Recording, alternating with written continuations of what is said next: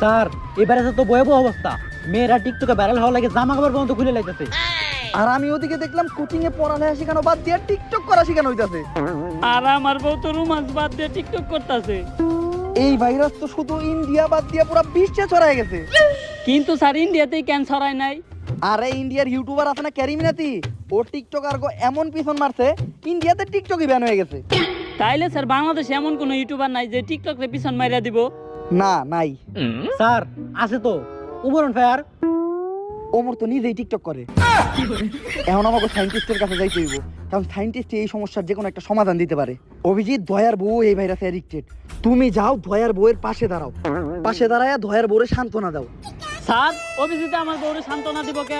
দয়া, তুমি কি ভুলে গেছো যে এই অভিজিতে আমাকে সায়েন্টিস্টের ক্যারেক্টারে আছে? অভিজিৎরে যদি এখন এইখান থেকে না বাই করি তাহলে সায়েন্টিস্ট কি সাথে তোর বাপে?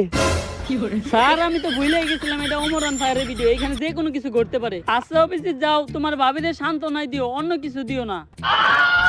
আর যাওয়ার সময় মনে করে গামাসির পাউডার নিয়ে যাও।